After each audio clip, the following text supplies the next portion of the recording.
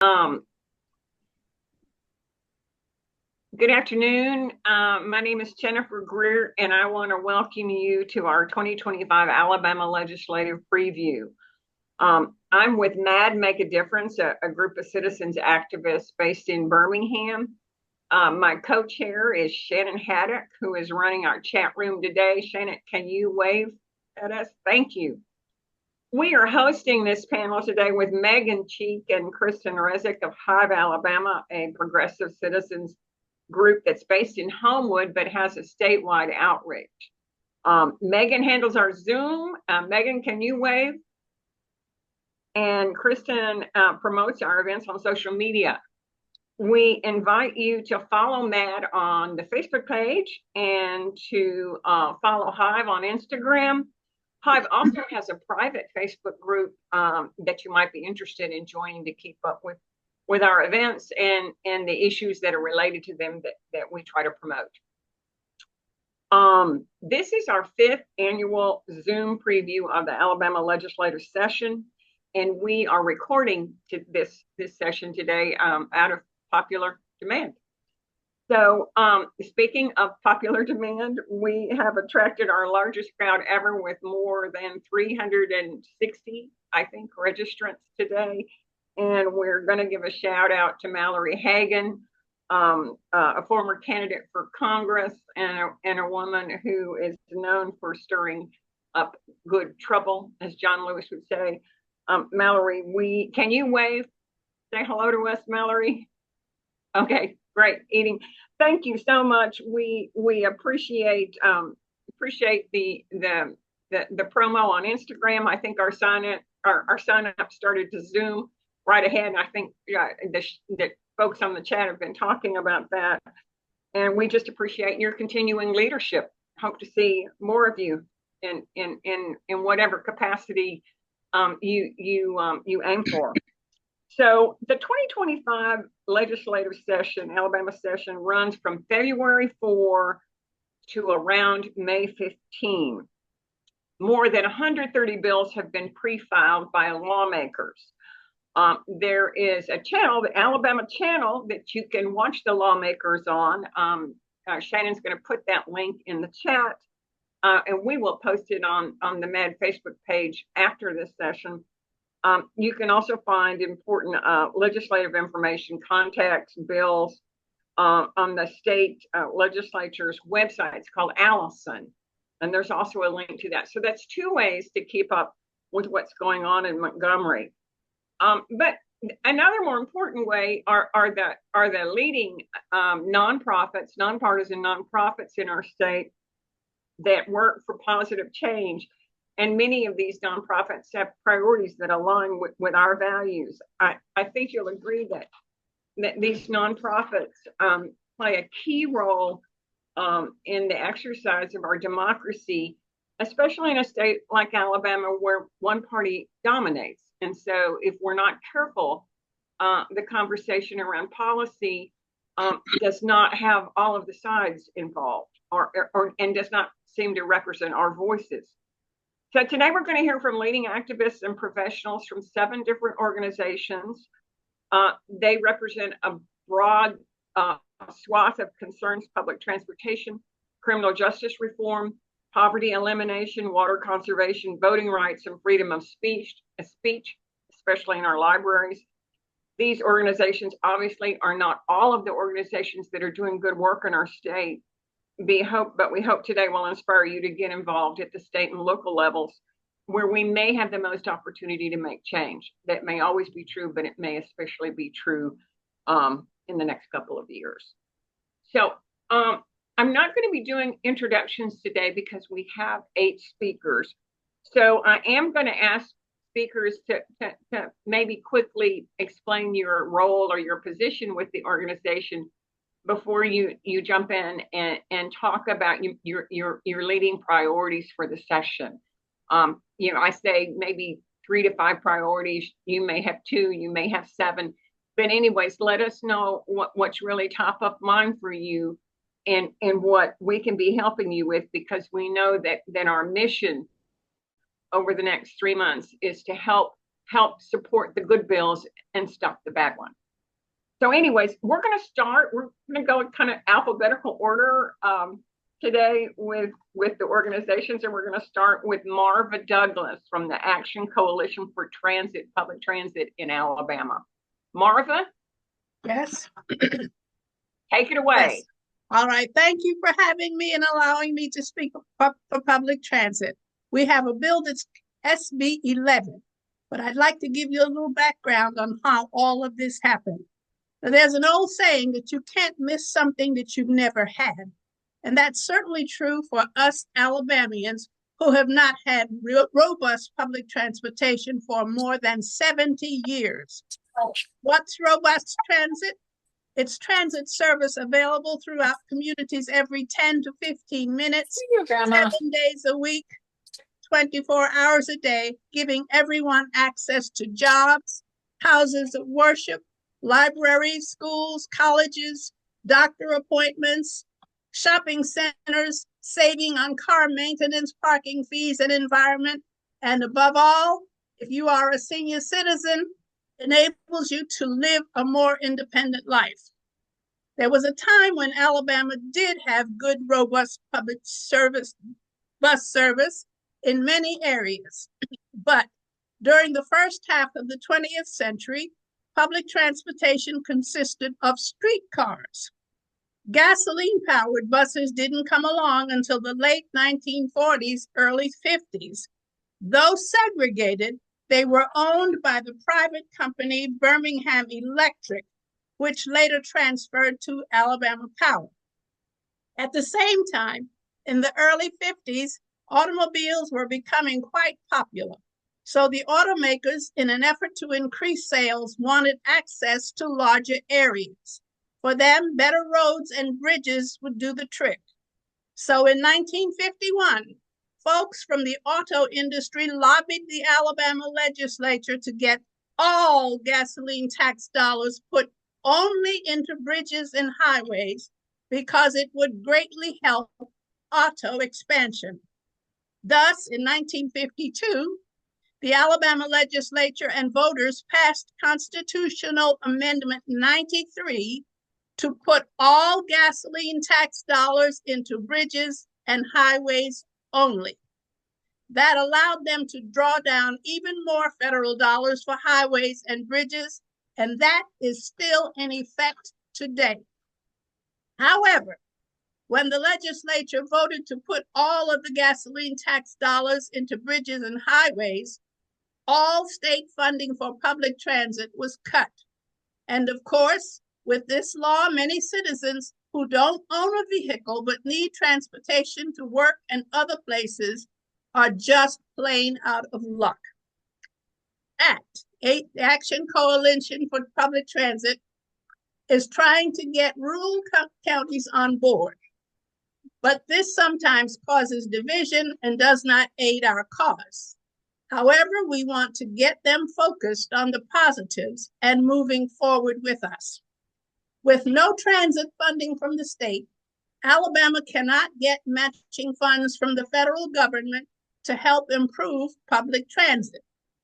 This is the case even though Alabamians pay federal taxes that go into the Federal Public Transportation Fund, the fund that supports states that do provide public transit to its citizens. It's our loss because that money is divided among states that do provide matching funds. Now, where does that leave us? Every year, thousands of students graduate from high school. If their parents are not able to gift them with automobiles, they have no way to get around to look for jobs, attend any of the local colleges, or do anything that will enhance their lives. Older citizens, no longer able to drive, are stuck. They are not able to do volunteer service, be assets to their communities, or maintain their independence because of the lack of transportation. They're forced to become independent. They're forced to become dependent on their adult children for shuttle service, and their adult children must take time from their jobs to do that. Robust transit service would be a boon for us all. Workforce development is the buzzword of the day, but the lack of access to public transportation is a huge barrier to workforce development. Overall, if we could have more inclusive and productive local and statewide economies that create more jobs for communities, we'd have that if we had public transit. In 2018, the Alabama legislature passed the Alabama Public Transportation Trust Fund bill, but can't find funds to put in it. With no matching funds for federal dollars, there is not enough money to adequately fund public transportation. In the 2024 legislative session, Senator Linda Coleman Madison sponsored SB 91, but that didn't even get out of committee. Had it passed, it would have collected $5 on license plates purchased in the state, money that would be used to fund the empty transportation trust fund. And there'd be a 4-to-1 match, enough to provide funding for all counties that choose to participate. Remember, federal dollars currently not matched by Alabama are now going to other states. It's time Alabama steps up and improves our public transit system. Senator Coleman Madison has reintroduced her bill. It's now SB 11. I'm asking you to please help ACT build an army of supporters statewide for public transportation and support for Senator Coleman Madison's bill. Please spread the word. Go to alabamaact.org. Sign up for the email list, call your elected officials, share Facebook posts, invite ACT speakers to speak at your church, club, or business. It's time we make things change. And by the way, everyone would benefit from walks to local bus stops to get a trim waistline and better health. Thank you for your time and attention. Marva, I am looking forward to that. Just to clarify, this is not going to cost us any more money because we're already paying for the tag, the car tag. This would just take $5 from the car tag and put it in the fund? Yes. Well, this will allow $5 to be added to the license plate. Okay. And that $5 will then go into that fund. So, but that means for $5 a year, yeah, I can get better public transportation. Yes, you can. Well, that's a bargain. Thank you so much. Thank you. I've tried to make it as fast as I can so that the other people have time to speak as well. Well, and you got the history and the argument. Fabulous job. Thank you. Thank you. Thank you. Thank you for having me. All righty. Next, we're going to go with Alabama Appleseed, and Elaine, Burdeshaw, and Elliot Spillers are going to help us with that. Elaine and Elliot, I'll let you decide who goes first. Great. I will hop on first. Hi, everyone. My name is Elaine Burdeshaw. I am the policy director at the Alabama Appleseed Center for Law and Justice. This year, we have one primary legislative priority. We're back for the third year in a row with our second chance bill, which would create a legal pathway for judges to review the old cases of individuals sentenced to life without the possibility of parole under the Habitual Felony Offender Act, our state's three strikes law, for crimes where no one was physically injured. So there are over 300 folks in Alabama who have cases like this. This bill would impact a portion of that number. Like I said, we've worked on it. This will be our third year. We do not have a bill number yet. It has not been filed. It should be filed hopefully early next week once the session starts. Once it does, I will make sure that Megan and Jennifer and others have that bill number and bill sponsor, so you guys are good to go to support it. To find more information about that bill, you can go to this website that I've just dropped in the chat. That is the Second Chance Alabama website. That's got more information about the bill, what it does, who it impacts, our own legal work around these kinds of cases, success stories, support letters, a lovely film. Everything you could want to know about it is there on that website. So we hope you guys will keep an eye out. Again, we'll get that bill number and bill sponsor so you can do what you can. And I will pass it to Elliot. Thanks so Thank much, you. Elaine. And thank you, HIVE team, for inviting us back. This is always a great experience for me, just to not only share about the work that we do, but also hear about all the other great legislative activities and actions that people are doing across Alabama. So like Elaine said, Second Chance is really our primary focus this legislative cycle. But that being said, we are still going to be monitoring our state's prison conditions. If you recall last year, we had mentioned that one of our priorities would be trying to advance support for more prison oversight. Last session, unfortunately, that bill did not gain much traction.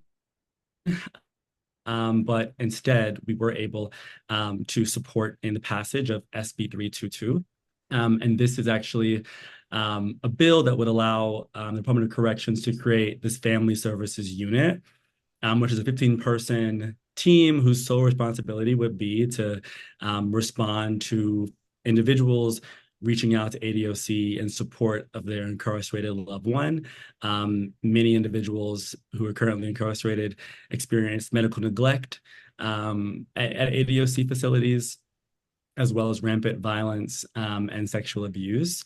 You may recall that in December 2020, the federal government actually sued Alabama and our Department of Corrections, alleging that people in our prisons continue daily to endure a high risk of death, physical violence, and sexual abuse in violation of our U.S. Constitution. Appleseed has found that in 2024, there were a total of 277 deaths in our state prisons. And this is a slight decrease from the record number of 325 deaths in 2023 in ADOC facilities. In total, since the 2019 federal lawsuit and an investigation by the Justice Department, there have been over 1,300 deaths in our prisons. The state has paid a private contract attorney more than $20 million to defend these inhumane conditions of confinement. And this trial has been pushed until April 2026. So we still will be monitoring all of that. We were able to work with ADOC in the last couple months to actually create a new online complaint form where family members can actually submit their concerns to this family services unit for support. I did also want to name that, on January 22nd, we were supposed to actually have this month's Legislative Prison Oversight Committee hearing. But because of weather, that date was actually, the meeting was canceled. And so it will be scheduled for another date. It has not been yet publicized. But once that is publicized, we definitely will update you all to let you know, when that is. And hopefully you all will be able to attend that public hearing in that meeting. I think that is it. I will drop a link in the chat for opportunities to connect with us this session. If you're interested in allowing our team to give presentations to any of your organizations and want to be involved as we try to pass our second chance bill, we would love to connect with you. Thank you, and congratulations on getting the family services bill passed last year. That's the one you were talking about. That sounds like it's going to make a big difference in people's lives. And we will be watching for the second chance bill for that number to come out so we can support you on that. All right, now we're going to move to Alabama Rise, Jennifer Harris. Good afternoon, everyone. I am Jennifer Harris, the Senior Health Policy Advocate at Alabama Arise. Thank you for the invitation. It is always nice to be here. For those of you that are not familiar with Alabama Arise, we are a membership-based, nonpartisan policy and advocacy organization, and we always encourage people to get involved. So if you would like to learn more, you can check us out at alarise.org. But going into this session, we have our roadmap for 2025 that we did release, in which we talked about adequate budgets for human service, tax reform, voting rights, criminal justice reform, and public transportation and death penalty reform. But for myself, at the top of my mind is our maternal and infant health work in our health portfolio. So the primary bill that I am working on, I'm going to share the link that has just been filed by Representative Marilyn Lance out of Huntsville, is a presumptive eligibility bill for women who receive maternity Medicaid. And what some of you may not be aware of is that Medicaid pays for approximately 50% of the pregnancies and births, 50% of the births in Alabama. And so what we also know is that Alabama has some of the worst maternal health outcomes. And we know that part of that is because some women are not able to be seen as early as they could be seen. So what this bill hopes to address is that instead of having most of these women go through a lot of barriers and obstacles that allow them to not be seen until they are halfway or more through their pregnancies, they can be seen sooner with that presumptive eligibility. And this is something that would not have a lot of cost, additional cost to it, because these would be pregnancies and deliveries that Medicaid would be paying for anyway. So we want to kind of remove those barriers that are keeping women from being seen sooner, that can get them the care that they need earlier. And this is especially something that we want to keep an eye on with those maternal health outcomes, because we know when they're seen sooner, that issues that arise can be addressed sooner as well. This bill is a bipartisan bill. The League of Women Voters had a forum last week in which Marilyn Lance and Susan DuBose talked about why they supported the bill and why it is important for us in Alabama as a key part of helping women receive the care that they need. We also are working on a paid parental leave bill for state employees and teachers, because we also want to support families for having the economic stability that they would need when they have a child. And then we are continuing our work for Medicaid expansion.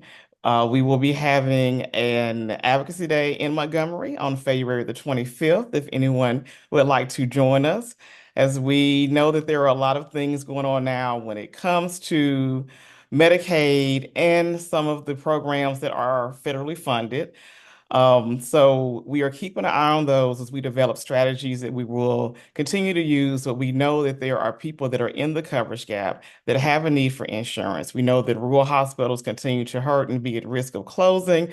So we are continuing our efforts and our work. And if you all would like to join us, please check out coveralabama.org. And those are the issues that we are working on at Arise under the health portfolio. And can I ask you just two related questions to the Medicaid expansion? And I know that can get complicated real fast. I'm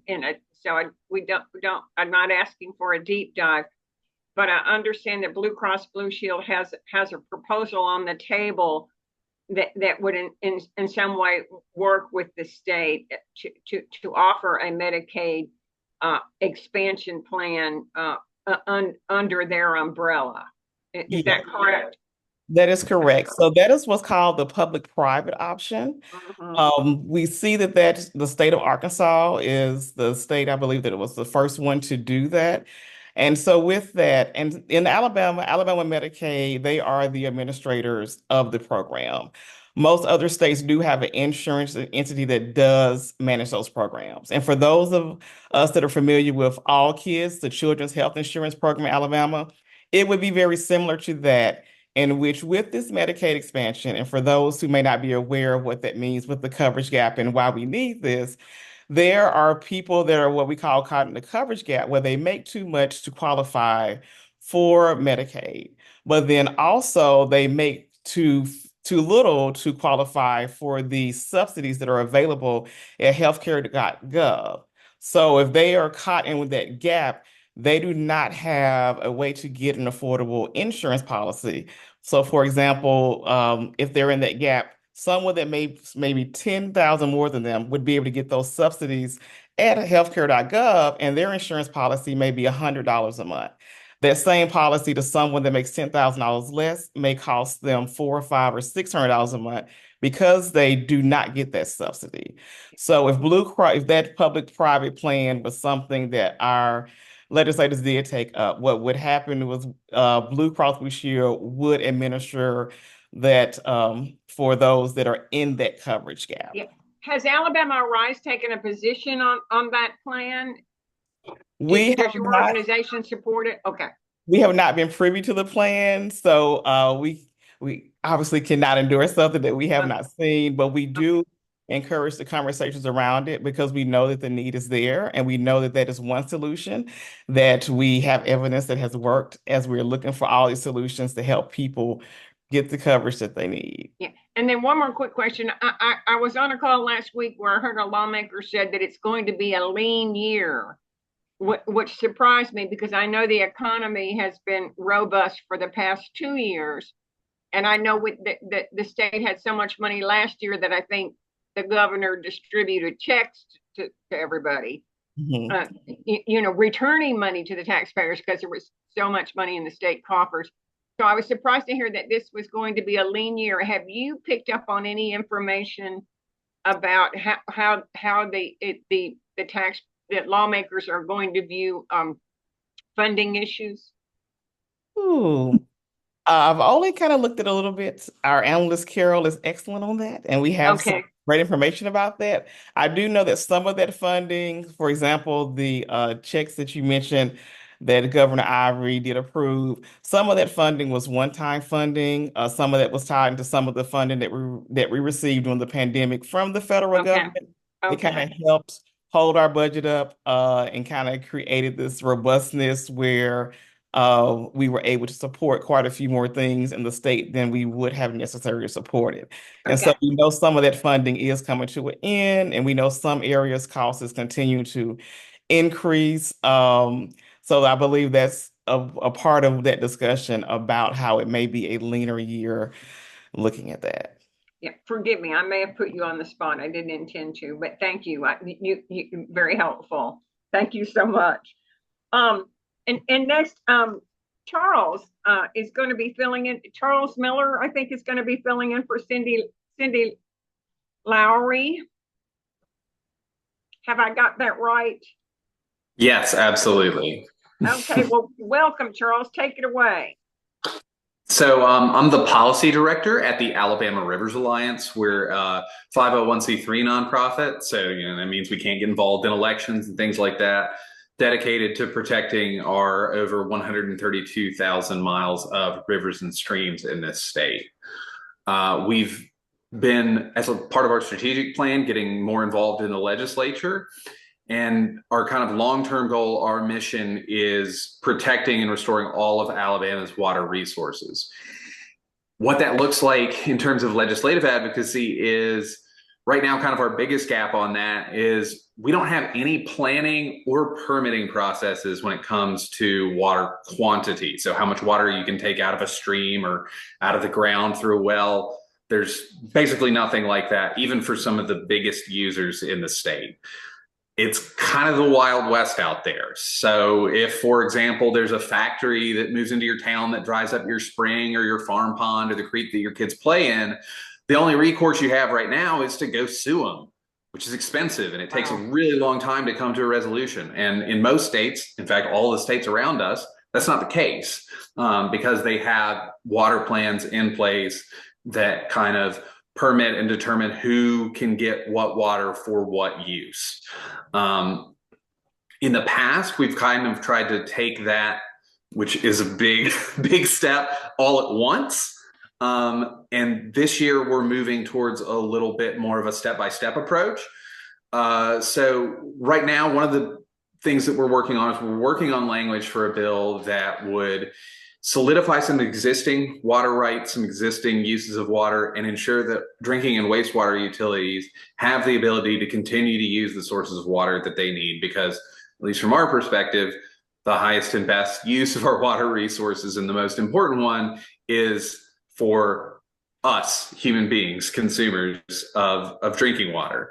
Our next steps, so that's something we're working on this year. We're going to continue to work in the future on things that will ensure that there's enough water left in the rivers for critters, for all of the other commercial and social uses that we use water for, whether that's recreation or things like that.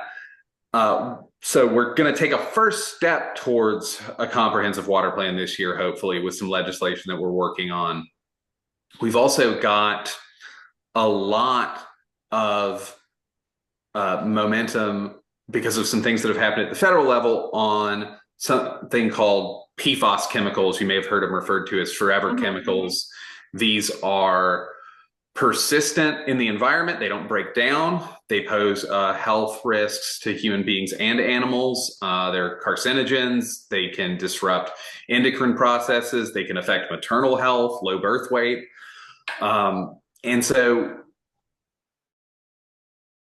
there's some pretty strict new rules that came down from the feds in the Biden administration that are going to go into effect over the next few years. Fingers crossed, so far we haven't seen any effort to pull those back yet. You may have seen something about pulling some newer PFAS regs. Those were about pollution, not about drinking water. So this is about the water that comes out of our taps. So there's some really stringent new requirements, and there's really only a couple ways that drinking water utilities can meet these requirements, and they're all really expensive. And a lot of times they're going to be out of reach of small towns, even medium-sized cities in the state of Alabama.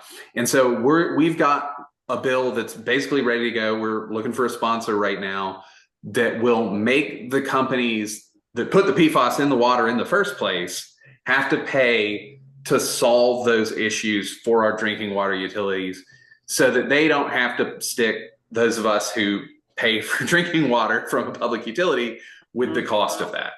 So those are kind of our big initiatives that we're trying to push right now. We're going to be watching.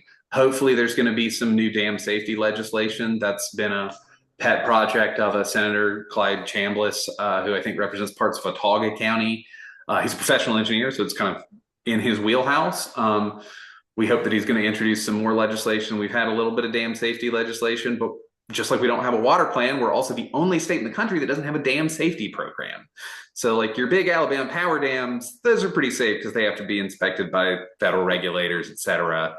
But if it's like a farm pond or something like that, it's kind of just up to the landowner at this point. So we're hopeful that Senator Chambliss will reintroduce some legislation to expand our existing very small dam safety program across the state. In terms of things that we're looking to push back on, that's kind of been our wheelhouse in terms of the environmental movement at the state level, is stopping bad things from happening. I haven't seen too many really bad bills on the environmental front so far. One thing that we are concerned about is there was some legislation last year that's been reintroduced this year that would make it very hard for municipalities, counties to impose any kind of restrictions on data centers or cryptocurrency mining. Something that I think a lot of people either don't realize or kind of don't think about very much when they think about these kind of emerging technologies. is even though they're like in, cyberspace, they're on the internet, they still have a very real material impact on energy use, on water use. And of course, when you're talking about a data center, you're essentially talking about a huge warehouse full of computers, which are made of metal. So there's some real material costs in terms of, having these in your city, in your town. And we just want to make sure that there's not this kind of, the legislation that was put forward is very broad. It was very across the board, removing all protections from, that any city or municipality could impose. There was no local control. So those are kind of our central issues. We do have a lobby day, just like some of the other organizations on this call. Ours is Rivers of Alabama Day. It's actually recognized by the state legislature. It's April 8th. So we would love to get folks down there to lobby with us on that day, learn a little bit about our issues, hopefully teach your legislators, your representatives a little bit about our issues. And we also have a really wonderful, way more fun event at Camp Beckwith this year. It's our annual Alabama Water Rally, and that's going to be March 28th through 30th. You're welcome to come for one day, for all 3 days, but it's always a great time, and it's a really great place to not only learn about environmental issues, but connect with like-minded people who care about the same things that y'all do. So that's what we're up to this year. If anybody ever wants to, reach out, or you see something that you think we should be interested in, or there's something happening in your backyard, feel free to reach out to me. My email is cmiller@alabamarivers.org. And I hope we have a decent session this year. Thank you, Charles. That's a lot to think about. It's interesting. I have heard that those data mining centers, that they are huge natural resource users. And that, so, in terms of how much water they can use, that goes back to that first issue, that there's no restriction on quantity of water that you can use. So it's easy for these industrial users to get in front of folks that need drinking water in Alabama. And I also wonder if that makes the state a more likely target for a data center. Anyways, lots Absolutely. to think about. Thank you so Jennifer? much. Jennifer, I might say there's lots going on in the chat, and if all the speakers that have already spoken can check the chat, there are some questions, and if they can answer them, jump on the chat and hopefully provide some links to people, or if questions can't be answered, as we go along. And can we share this chat with the speakers after the meeting? Is that possible? We will do that as well. Thank you, Shannon. Okay, Kathy Jones from the League of Women Voters. Thank you for being on. Hey, as I said, I look forward to this. This is such a great opportunity to share with everybody what we're looking at, and also just hearing from the other organizations. My name is Kathy Jones. I'm president of the League of Women Voters of Alabama, which is our C4 organization, but also I'm president of the League of Women Voters of Alabama Education Fund, and that's our 501c3. And so I wanted to mention before I get started on bills is that the Alabama channel this year, we are hiring 2 individuals who are going to be going into the State House to record the non-live streamed meetings that are happening in the State House during this legislative session, so that we can reliably have those added to the Alabama channel's archives. And so that, that we've also got a facility that we've rented short term. So this is, we're grassroots. This is all from donations that we've gotten to be able to do this. And so we're excited that we're able to really get more reliable in getting everything that we can for all of you. All of you on this call need to go check out the Alabama channel. The bills that the League has on our priority list this year really tie back to voting. And there's one other, which I'll mention. You've already heard it already too. But when you look at what's been going on with the elections during this last year, we went in and pulled a lot of data, calling absentee election managers to understand the entire situation as much as we could across several counties. And there was a consistent issue with people all the way from applying for their absentee vote to the night of absentee voting at the absentee voting center. So many votes were not counted because of different problems throughout the system, which really, that plus the fact that you saw a lot of issues on election day with long lines, and you also saw equipment problems. It was just it's a system that is, the people who are operating this system, which are the election workers, are doing a phenomenal job. But right now you need to turn out more people to vote. You also need to make the system not quite so crunched on using absentee voting and one-day voting. So with that being said, we have our priorities on three different bills, three different topics. The first one is HB 77, which that one is sponsored by Representative Adeline Clark, and it would allow a person who is disabled, either mentally or physically, to designate someone to pick up their absentee ballot application and to turn it back in for them at the absentee election manager's office. And then it would also allow them to designate someone to pick up or turn in their absentee ballot after they filled it out. And if you didn't know, in Alabama, it is illegal for you to have someone pick up or turn in an application or a ballot. And that's why a lot of times you're looking at $3 to mail a ballot back. You also are looking at delays in the mail system. You're looking at errors in the affidavit envelope. There's a whole list of problems that happen throughout the system that make it very difficult for a person with a disability to have their vote count. And so HB 77 would give them a better chance of having their vote count. Of course, they always have the opportunity to go into the polling place, but that's not always an option. The early voting bills that are in the system right now, there's two of them. One is HB 59, the other one's HB 71. Both are better than what we've got now, which is only one-day voting. HB 59 gives you 4 to 6 days of early voting. HB 71 gives you 11 days of early voting. We're not taking a position on one versus the other, except that we would like to see them come together and meet in the middle. And we're talking to the legislators about possibly amending those bills to pull features of Representative Clark's bill into Representative Jackson's bill to be able to get, some of the features of both of them together. But in any case, we support early voting. And so either one of those bills, if passed as is, would be better than what we have now. And that would make such a phenomenal difference. There's only 3 states in this country that don't have early voting. One of them's Alabama, the other one's Mississippi. And for some unknown reason, New Hampshire is the 3rd state. I just would love to know why. But we need early voting. And the third priority related is an affidavit curing bill. And this has been in the system for a couple of years now.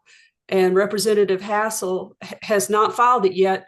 And I talked to him last week, and he's been meeting with the Circuit Clerks Association because there's been a lot of resistance to allowing what this is the affidavit envelope. If you've ever voted absentee, like you probably did during the pandemic, when you fill that form out, by law there are 4 ways that your ballot can be set aside on election night and not opened, and you won't ever be told because that's not a requirement. That's almost a literal quote from some of the election officials I've talked to. They are not required to tell you that your vote did not count.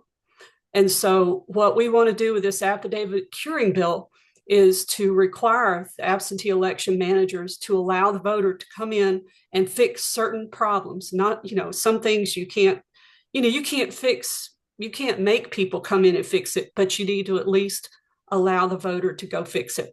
And that would allow you to fix an error, like if you forgot to sign your affidavit, or if you forgot to mark an excuse, if you forgot to get a witness, then you need to be able to go in and submit, go in there and fix that. And so that bill, when it's submitted, is going to be our third leg of this, trying to address the problems that we believe exist with the current election system. And so the fourth bill that is our priority, Jennifer's already talked about, is HB 89. We feel like that's critical to the health of mothers in this state. And it's a step in the right direction. And we really appreciate the bipartisan support that Representative Lands has built. She's built a fantastic coalition. And I think, we feel like pushing on all four of these topics, these bills, we feel like is a lot better than fighting. We're not seeing as much bad voting bills this year, but probably because they did it last year. But anyway, that's where we are.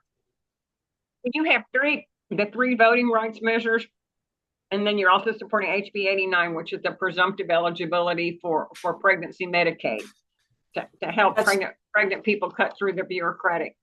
That's right. And we are supporting other organizations like When Jessica Talks. And I did put a link in there. We're sending out Take Action Tuesdays. On Tuesday mornings, we're putting actions so that people can do something on Tuesday. We felt like instead of peppering people throughout the week, we want them to look forward to their Tuesday email of things to go do. And we're trying to make an actual something that's actionable. And we really would appreciate everybody signing up for that. And just, even if you just do one, do all of them if you can, but at least do one every Tuesday morning. It's a great idea. It's a great idea. It's been nudging me. Thank you. Good. I thank you. Paula Wilson. Paula is joining us with Moms Demand Action for Gun Sense in Alabama. Well, good afternoon, everyone, and thank you so much for the invitation to speak today. This is just a wonderful event. My name is Dr. Paula Wilson. I am a volunteer, and I lead the Alabama chapter of Moms Demand Action for Gun Sense in America. And I was just going to tell you about a couple of things that are happening in gun safety legislation work this year. There are several things happening related to funding the prevention of gun violence and bills on firearm. I'm just going to have time to touch on a couple. This year, our organization is again supporting a funding request to fund hospital-based violence intervention programs. These are an evidence-based approach to violence reduction. And we already have a successful program operating in Birmingham. We have requested such funding in past years, but the need continues to grow as we now have 2 of these programs in Alabama. We hope for funding to help sustain those programs in the future and also to implement new programs in other cities. Now, just a bit of background on a hospital-based violence intervention program. This is a public health approach to gun violence prevention that acknowledges the similarities between the impact and spread of gun violence to that of infectious diseases. Strong evidence shows that a public health approach works best in preventing violence. And importantly, this public health approach has had bipartisan support.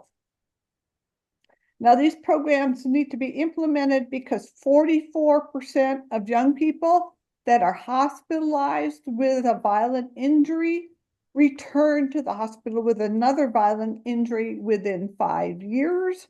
And 20% of those young people eventually die by violence. So a hospital-based violence intervention program works to guide these victims to change their lifestyle and avoid future violence. These programs adopt a case management setting to provide resources to victims of violence who are admitted to the hospital. And the types of resources that are provided are things like safe housing, food, access to education or economic and job opportunities, and health services. So currently we have 2 of these programs in Alabama. one in Jefferson County affiliated with UAB Hospital. That is highly successful and is just completing its second year. And then we have a new program at USA Health University Hospital in Mobile, which is just getting started. Now, there are several important reasons for funding these programs, but two are they do reduce violence, and the second is they can be quite cost effective.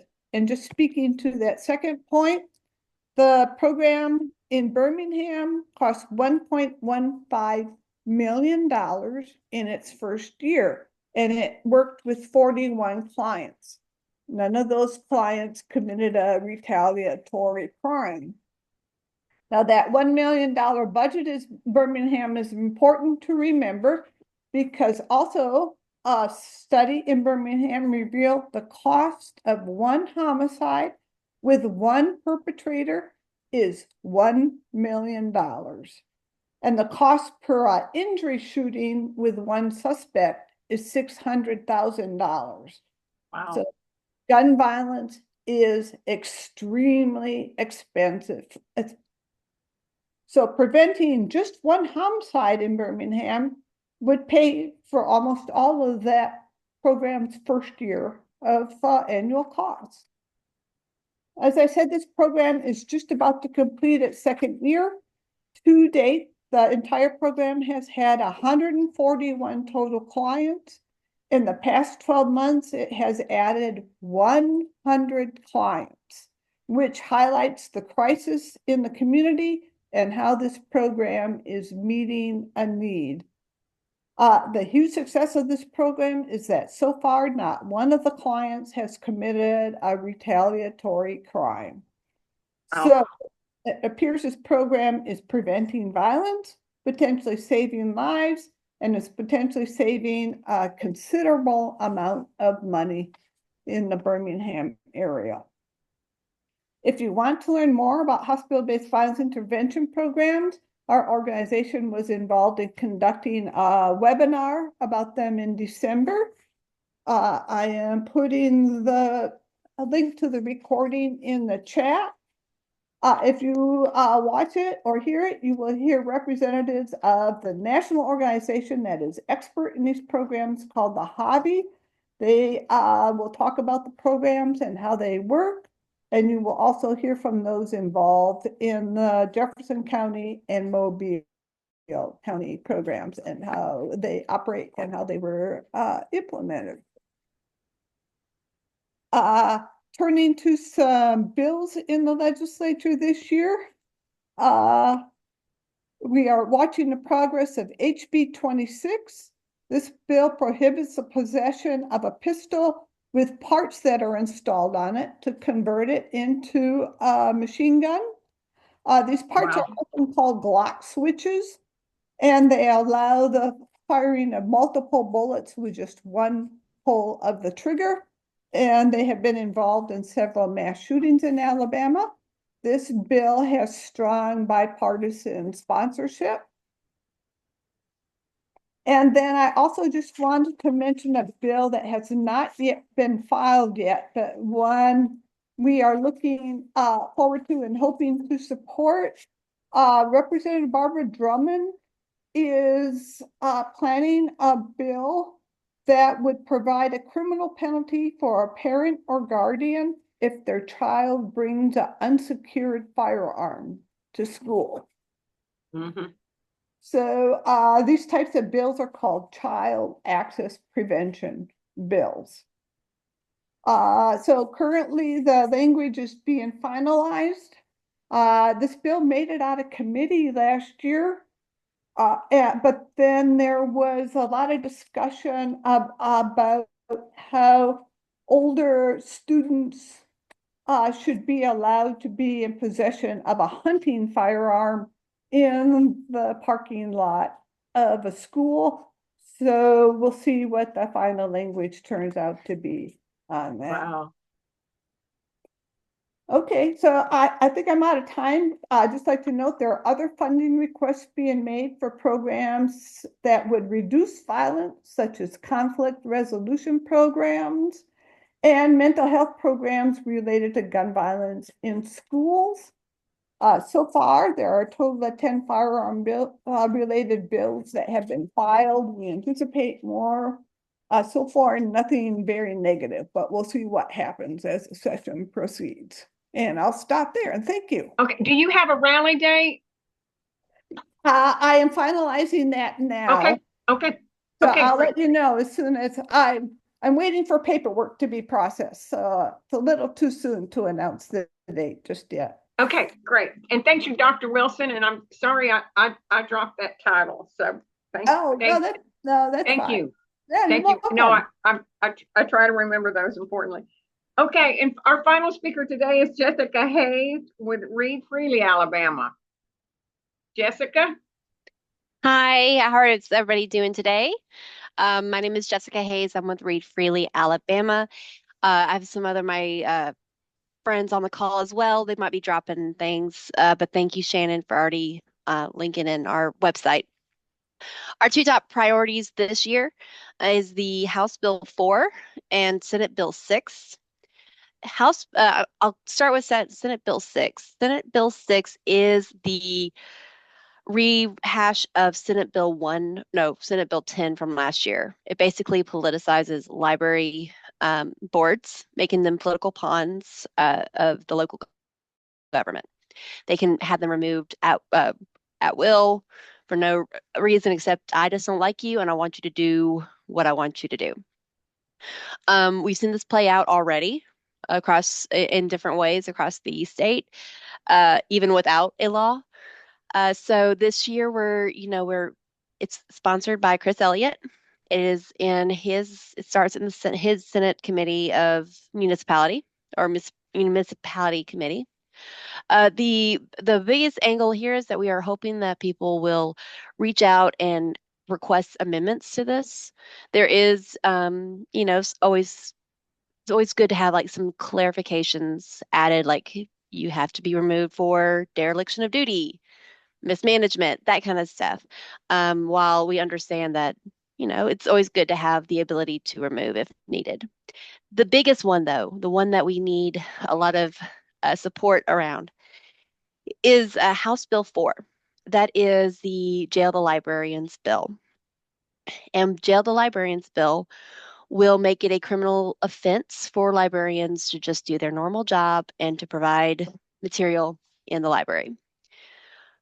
It also redefines what sexual conduct is, meaning that it will also be including anything in a public library or school library that somebody is engaged in a gender-oriented presentation or performance, which is very concerning for any of our librarians or library staff or library users who are non-binary, transgender, or might just dress a little different.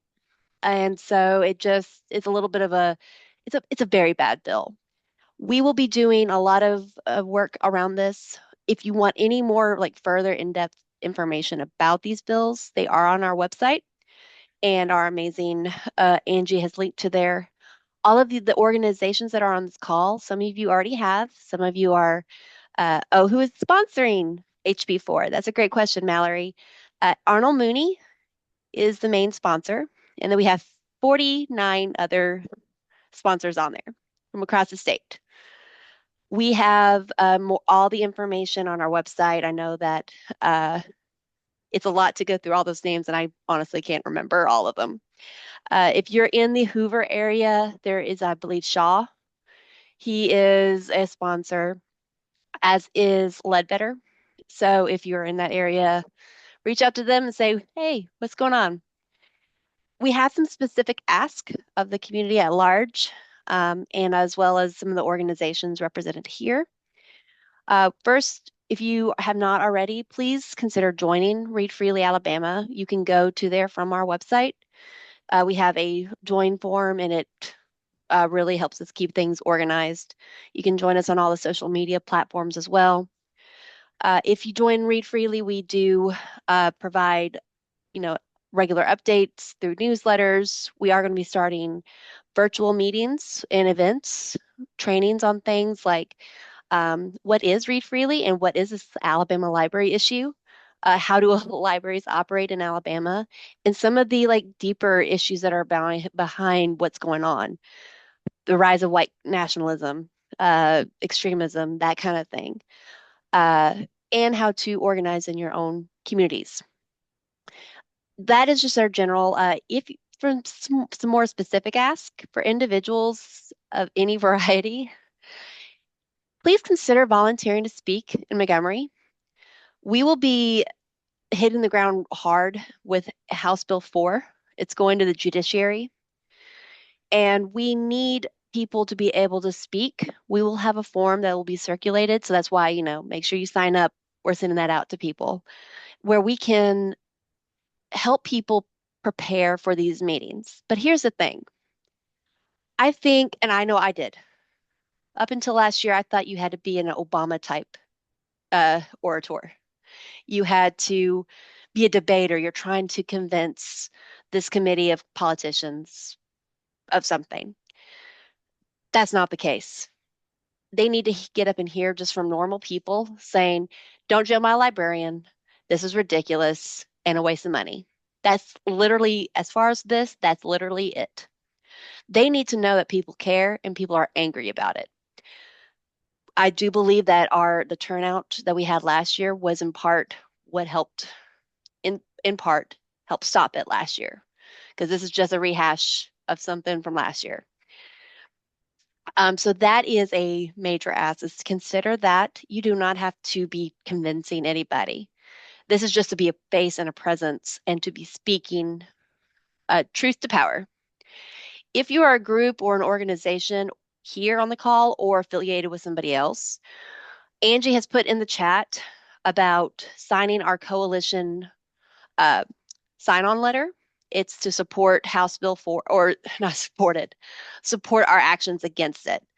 And so it's all kind of straightforward. You can sign on and you'll be saying, hey, I stand against this. And you can become part of our coalition team, and we'll have regular meetings with our coalition team members to update on strategy, messaging, that kind of stuff. And then finally, as of today or tomorrow, it depends on the mail. Today's Wednesday. Nope, today's Tuesday. Tomorrow is Wednesday.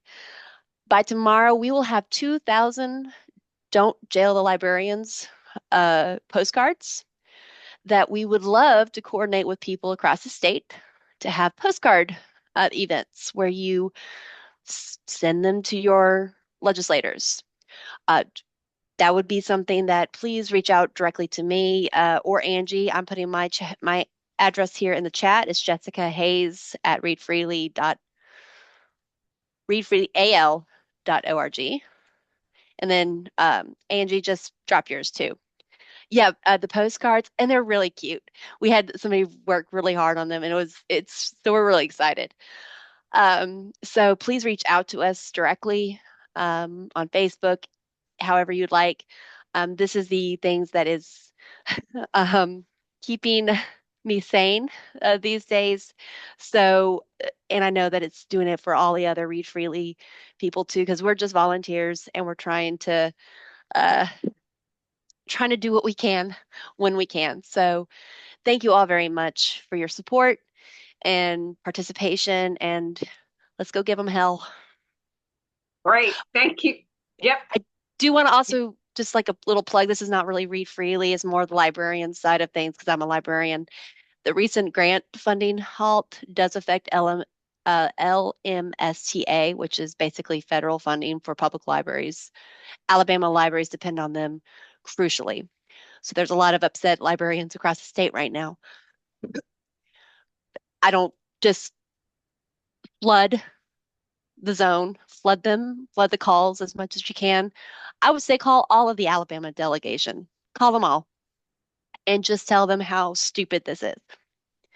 How stupid this is, because it is. And terrible, and it's going to ruin people's lives. So thank y'all. Thank you. I like your script too. Yeah, this is ridiculous. Don't do it. This is ridiculous, and it's a waste of money. Thank you I'm very, very very quick to the point. Yeah, Jessica is ending on just one observation, and then we'll close for today.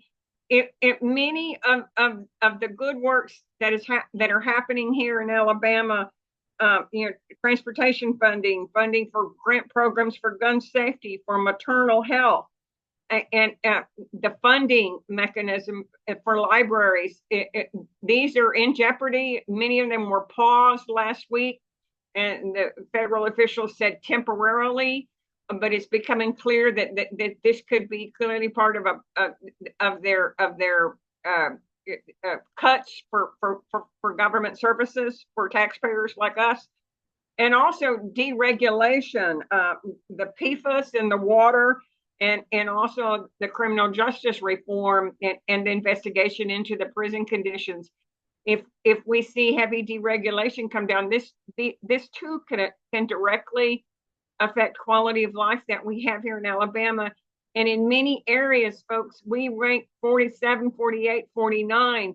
We cannot afford to move backwards on any of these tasks. So we will need to be not only working at the state and local level on these issues, but be ready to call the congressional delegation when defunding and deregulations directly affect our lives and the things that we care about and our families care about. So thank you to everybody here today. We will have a legislative wrap up in May. The session is supposed to end on or about sometime around May 15. We will have a wrap up, bringing many of these same panelists back or same organizations back to see what the high points and low points of the session are. So please communicate with HIVE and Mad and let us hear from you and the groups as well, so that we can see how this all turned out, and hopefully we'll have good news to report with the troops. You're talking to some master postcarders here,